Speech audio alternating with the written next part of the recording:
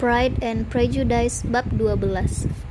Setelah mendapatkan persetujuan dari Jane, Elizabeth menulis surat kepada ibu mereka keesokan paginya, memohon agar sebuah kereta dikirim untuk menjemput mereka hari itu juga. Namun, Mrs. Bennet yang telah memperhitungkan bahwa kedua putrinya akan tinggal di Netherfield hingga Selasa, yang artinya tepat seminggu sejak kedatangan Jane di sana, menyambut surat itu dengan gusar. Jawabannya terasa menyesakkan, setidaknya bagi Elizabeth yang tidak sabar ingin segera pulang. Mrs. Bennet menulis kepada mereka bahwa kereta baru bisa dikirim pada hari Selasa. Sebagai tambahan, dia mengatakan bahwa jika Mr. Bingley dan adiknya bersikeras agar mereka tinggal lebih lama, maka dia memberikan izinnya. Elizabeth menolak untuk tinggal lebih lama dan khawatir mereka akan dianggap sebagai penyusup karena terlalu lama berada di rumah itu. Maka dia mendesak Jane untuk secepatnya meminjam kereta Mr. Bingley. Mereka sepakat untuk memberitahu Mr. Bingley bahwa mereka akan meninggalkan Netherfield pagi itu, dan mereka pun menyampaikannya. Pembicaraan itu menimbulkan banyak kekhawatiran dan rentetan permohonan supaya mereka setidaknya tinggal sampai keesokan harinya agar kondisi Jane lebih baik. Mereka harus tetap tinggal di Netherfield hingga saat itu. Kendati demikian, Miss Bingley menyesal karena telah mengusulkan penundaan itu, karena kecemburuan dan kekesalannya kepada Elizabeth jauh melampaui kesukaannya kepada Jane. Sang tuan rumah mendengarkan keinginan mereka dengan penuh kesedihan. Dia berkali-kali membujuk Miss Bennet, mengatakan bahwa perjalanan tidak baik bagi kesehatannya, bahwa dia belum sepenuhnya pulih. Tetapi Jane bersikeras memegang pendapatnya.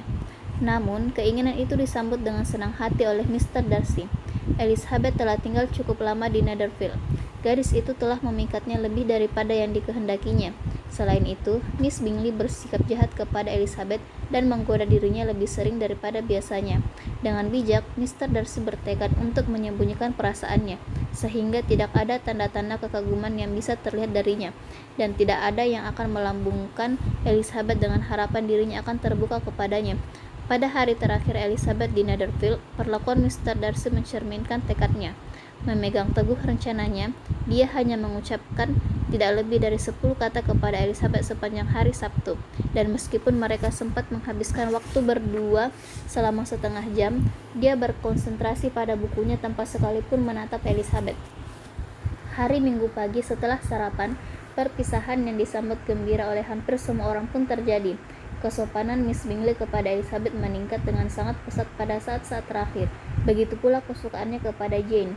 Dan ketika mereka terpisah, setelah meyakinkan Jane bahwa dia akan sangat senang jika dapat bertemu dengannya baik di Longbourn maupun di Netherfield, dan memeluknya dengan penuh kasih sayang, Miss Bingley bahkan menjabat tangan Elizabeth. Dengan penuh semangat, Elizabeth meninggalkan Netherfield. Mereka tidak mendapatkan sambutan hangat dari ibu mereka setibanya di rumah. Selain mempertanyakan kedatangan mereka dan menyebut mereka sangat merepotkan, Mrs. Bennet juga yakin penyakit flu Jane akan kembali kambuh. Tetapi ayah mereka sangat lega saat melihat mereka, meskipun ekspresi senangnya hanya terlihat sedikit. Dia dapat merasakan pentingnya kehadiran Jane dan Elizabeth di tengah keluarga mereka. Ketika kedua gadis itu pergi, percakapan yang selalu mereka lakukan di malam hari kehilangan sebagian besar keceriaan dan daya tariknya.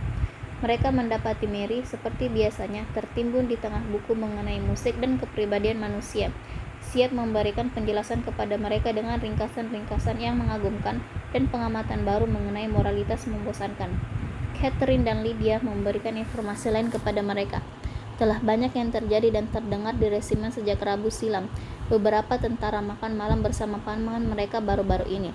Seorang prajurit mendapatkan hukuman cambuk, dan terdengar desas-desus bahwa Kolonel Forster akan segera menikah.